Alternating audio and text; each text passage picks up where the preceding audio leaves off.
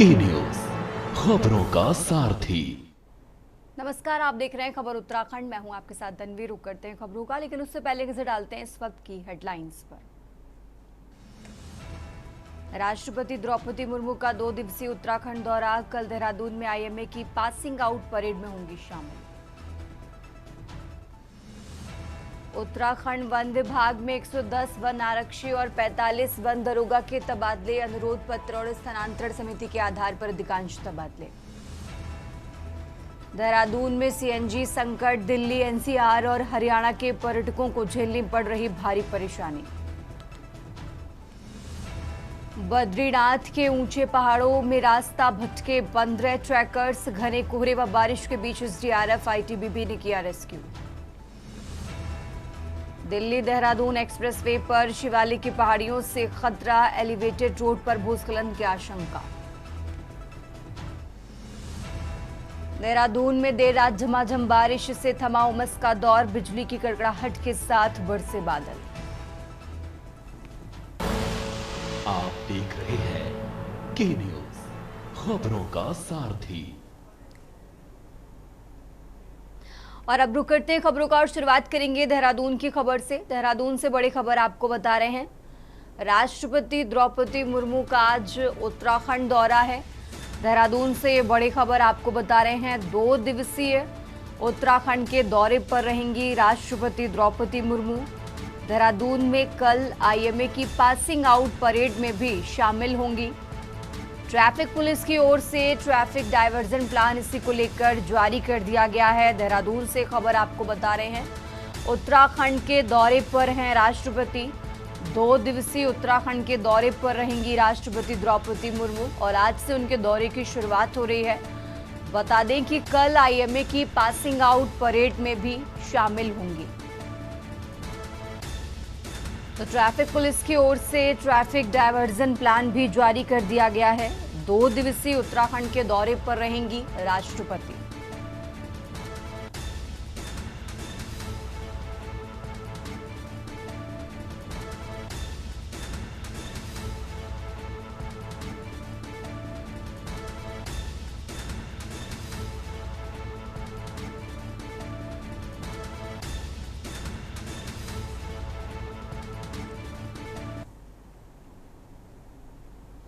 और आगे बढ़ते हैं खबरों में। उत्तराखंड में 2027 विधानसभा चुनाव से पहले सियासी पारा चढ़ा है। बीजेपी अपनी उपलब्धियों तो कांग्रेस सरकार की कमियों को मुद्दा बना रही है।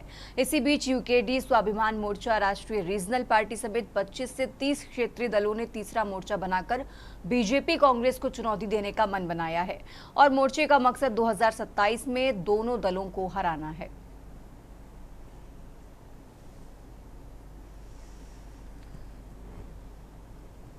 कौन से दल हैं मुझे बताओ ना, एक दल बता दो।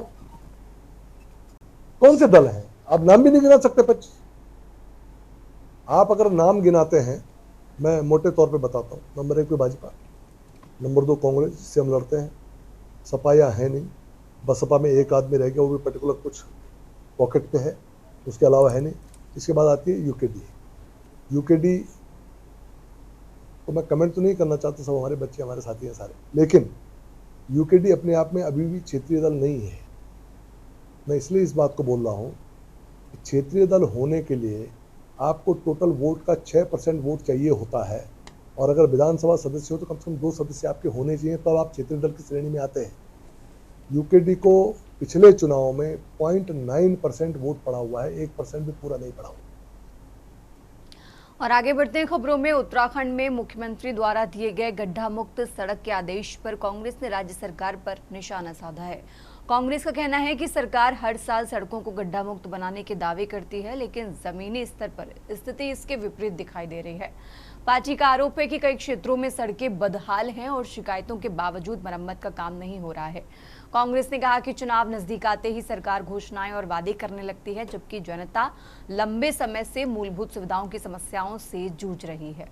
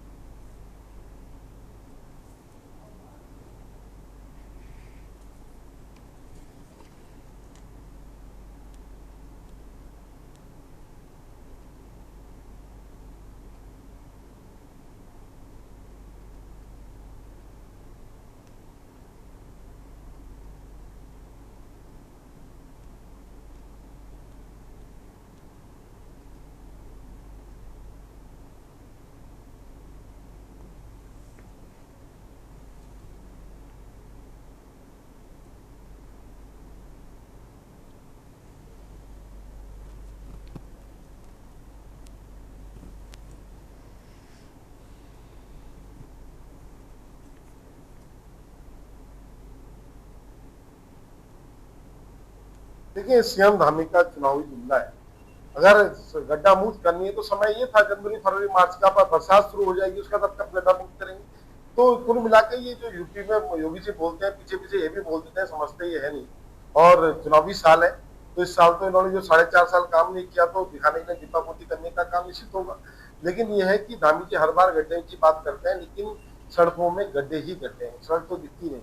आप मेन रोडों को अगर चमका के थोड़ा बहुत देखते हैं कि आपने राजपुर रोड या इधर उधर आसपास का एरिया थोड़ा सा डेवलप कर दिया, लेकिन आसपास के और क्षेत्र तो हैं। आप जाकर देखें डोवाल चौक की तरफ 6 नंबर से आगे पूरे गड्ढे गड्ढे पड़े हैं, लोग गिर रहे हैं।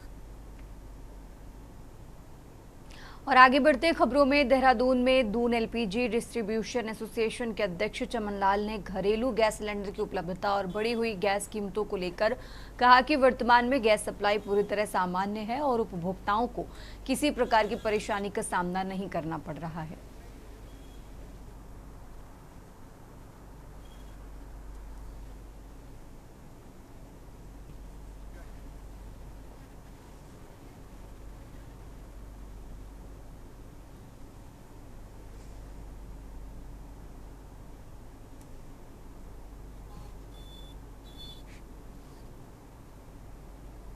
वैसे तो अगर गैस मिलती रहे तो गैस डिस्ट्रीब्यूटर को कोई परेशानी नहीं, और अभी कुछ ही दिनों से जो है गैस सप्लाई ठीक आ रही है, जिसकी वजह से नॉर्मलाइज की ओर बढ़ गए।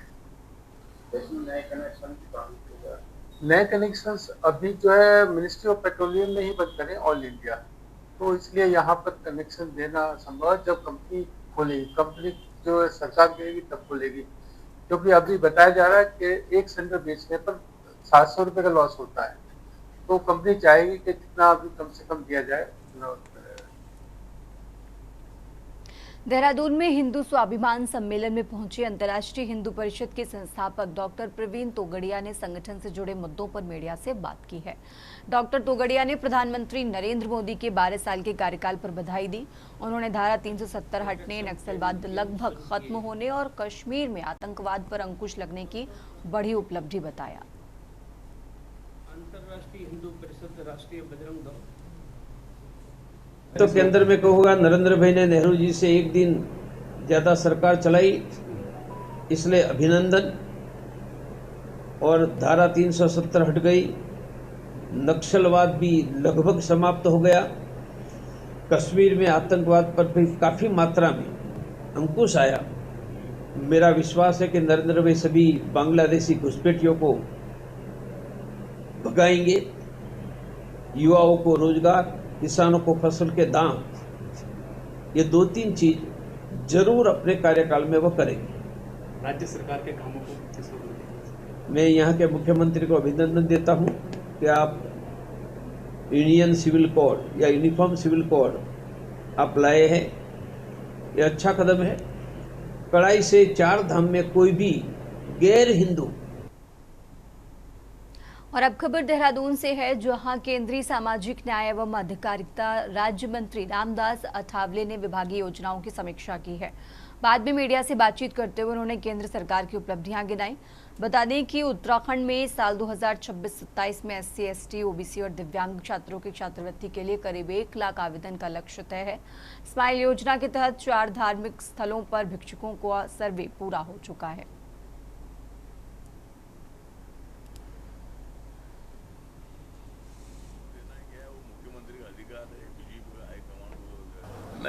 माननीय प्रधानमंत्री नरेंद्र मोदी जी ने अपने प्रधानमंत्री पद के 12 साल पूरे किए हैं और उन्होंने 3,499 दिन पर वो प्रधानमंत्री पद पर रहे हैं।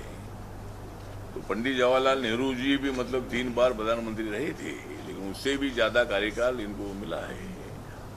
इसीलिए हमारे एनडीए के तमाम हमारे नेताओं ने, जो जहाँ बीजेपी के एनडीए के मुख्यमंत्री हैं, उन्होंने कल मतलब वहाँ दिल्ली में उनका तो स्वागत किया है। और अब खबर नैनीताल से है, जहां राज्य अतिथि गृह में कांग्रेस पार्टी के राष्ट्रीय महासचिव उत्तराखंड प्रभारी सुरभि द्विवेदी ने जिला युवा कांग्रेस के पदाधिकारियों के साथ बैठक की है। इस दौरान अगले साल 2027 में प्रस्तावित विधानसभा चुनाव में पार्टी का परचम लहराने को लेकर गहन विचार विमर्श भी हुआ। उत्तराखंड में महिला सुरक्षा को लेकर भाजपा पर निशाना साधते हुए उन्होंने कहा कि पूरा देश जानता है कि महिला सुरक्षा को लेकर भाजपा सरकार कितनी संवेदनशील है।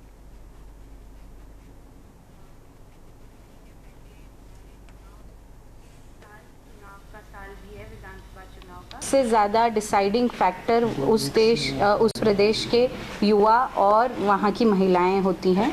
और सिर्फ उत्तराखंड नहीं, पूरा देश जानता है कि कितनी बुरी हालत है यहाँ पे महिला सुरक्षा को लेकर।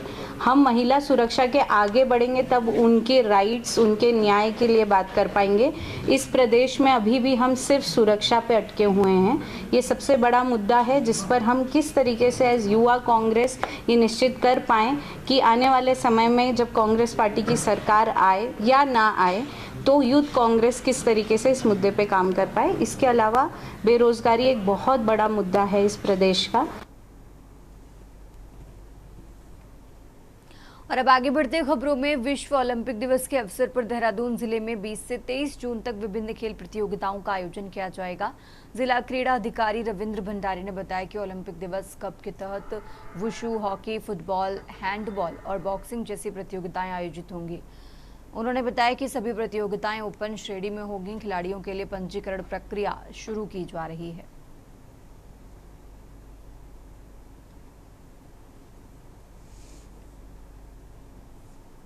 आगामी जो 23 जून को ओलंपिक दिवस है उसके में जनपद स्तरीय विभिन्न खेलों में हम लोग प्रतियोगिता का आयोजन कराएंगे, जिसमें हम फुटबॉल अंडर 15 बालक एवं ओपन बालिकाओं का जनपद स्तरीय प्रतियोगिता कराएंगे। वुशु में अंडर 15 बालक बालिकाओं की प्रतियोगिता होगी और बॉक्सिंग अंडर 15 बालक बालिका, हॉकी अंडर 15 बालक बालिका एवं अभी हमारा प्लान है कि बेसबॉल में भी हम लोग इसमें एक जनपद स्तरीय प्रतियोगिता कराएंगे बालिकाओं का। और 21 तारीख को क्योंकि योगा दिवस भी है तो उसमें हमारा ये है कि जितने भी हमारे ट्रेनीज जो हमारे यहाँ पे डेली रेगुलर ट्रेनिंग करने आते हैं, सारे बच्चों का 21 तारीख को हम योगा दिवस के दिन योगा का प्रोग्राम रखेंगे। और अब खबर डोईवाला से है, जहां डोईवाला नगर पालिका के तेलीवाला क्षेत्र में स्थित खेल मैदान की जमीन पर कथित अतिक्रमण की कोशिश को गांव के युवाओं ने विरोध कर नाकाम कर दिया। ग्रामीणों का आरोप है कि कुछ लोगों ने पहले ऐसी जमीन खरीदी जिसका कोई वैध रास्ता नहीं है और बाद में सरकारी भूमि तथा खेल मैदान से रास्ता निकालने का प्रयास किया।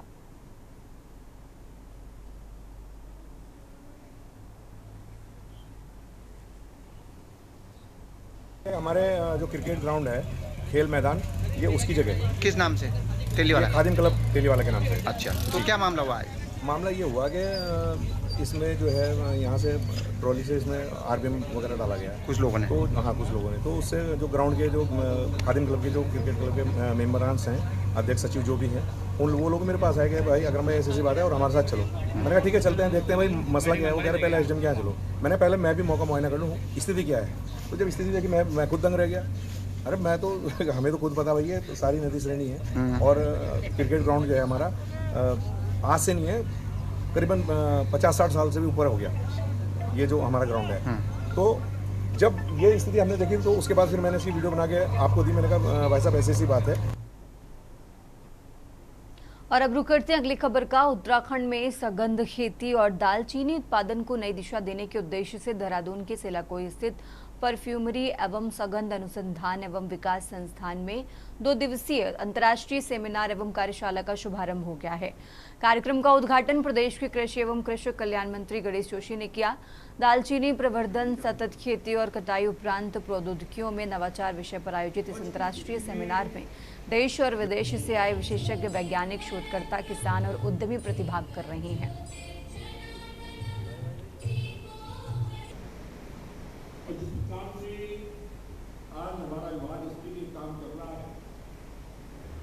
नमस्कार।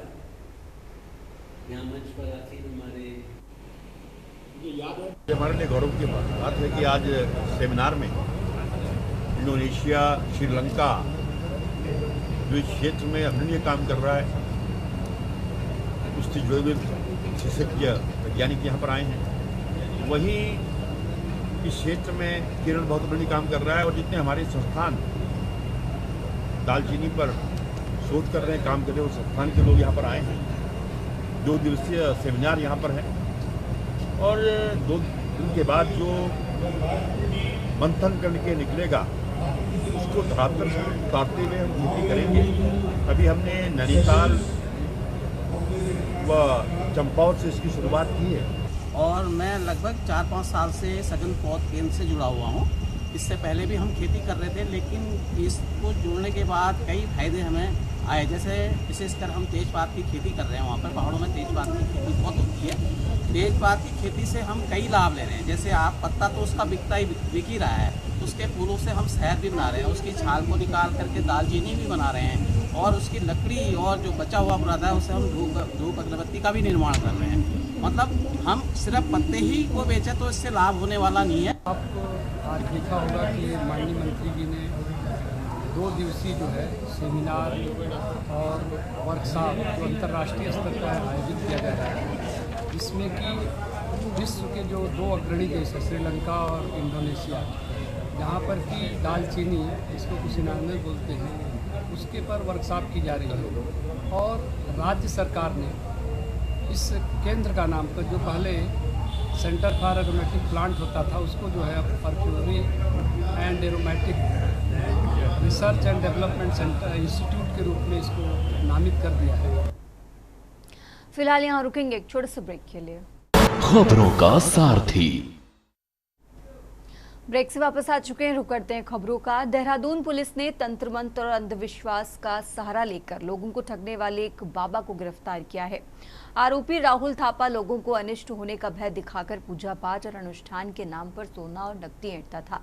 सेलाकुई की एक महिला की शिकायत पर पुलिस ने कार्रवाई करते हुए आरोपी को गिरफ्तार कर लिया है। पुलिस ने उसके कब्जे से 150 ग्राम सोने का बिस्कुट नुमा बार और 5 लाख रुपए बरामद किए हैं।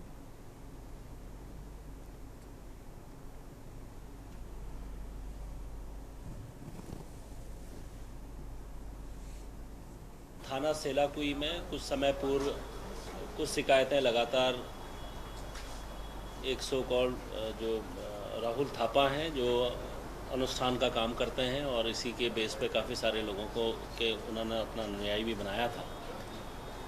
और जो हमारे इस संबंध में ओसिन गुरुंग करके एक महिला हैं, जिनके द्वारा पुलिस को एक सूचना दी गई थी कि करीब 2 माह पूर्व उनके द्वारा उनके घर में कोई एक अवांछनीय चीज़ रात के समय फेंकी गई थी, और दूसरे दिन सुबह जो हमारे अभियुक्त है राहुल थापा, जो अनुष्ठान का काम करते हैं, उनके द्वारा उन्हें बताया गया कि आपके यहाँ कुछ गलत वस्तु फेंकी गई है और उसके लिए आपको अनुष्ठान कराना ज़रूरी है। और अब खबर हरिद्वार से है, जहां धर्म नगरी एक फिल्म की शूटिंग के दौरान उस समय विवाद खड़ा हो गया जब शूटिंग के लिए एक भवन पर बार एंड रेस्टोरेंट के बोर्ड लगा दिए गए। मामला श्रवणनाथ नगर स्थित भाटिया भवन का है, जहां एक फिल्म की शूटिंग चल रही थी और शूटिंग के दौरान भवन पर लगाए गए बार के बोर्ड को देखकर स्थानीय लोग नाराज हो गए और मौके पर विरोध शुरू कर दिया। स्थानीय लोगों का कहना था कि गंगा तट के निकट स्थित धर्म नगरी हरिद्वार में इस तरह के बोर्ड लगाना शहर की धार्मिक और सांस्कृतिक गरिमा के खिलाफ है। देखते ही देखते बड़ी संख्या में लोग मौके पर पहुंचे और विरोध प्रदर्शन शुरू कर दिया। इस दौरान स्थानीय लोगों और मुंबई से आए फिल्म शूटिंग क्रू के कुछ सदस्यों के बीच तीखी नोकझोंक हुई।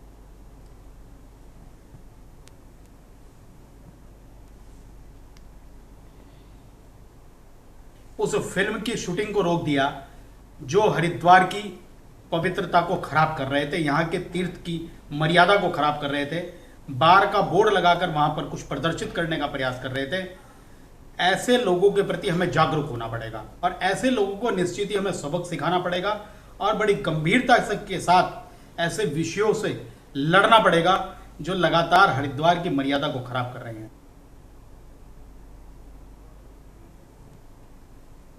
लक्सर पुलिस, साइबर सेल और CIU रुड़की की संयुक्त टीम ने ऑनलाइन ठगी की रकम को ठिकाने लगाने वाले साइबर गिरोह का पर्दाफाश किया है। पुलिस ने सहारनपुर निवासी अंकित चौहान और विशाल चौहान को गिरफ्तार कर उनके कब्जे से करीब 1 लाख रुपए नकद और एक मोबाइल फोन बरामद किया है। एसपी देहात शेखर चंद्र सुयाल ने बताया कि आरोपी विशेष एपीके फाइलों और अन्य साइबर माध्यमों से लोगों को ठगी का शिकार बनाते थे। ठगी की रकम सीएससी सेंटरों के खातों में डलवाकर बाद में नकद निकलवाकर विभिन्न खातों में जमा कराई जाती थी।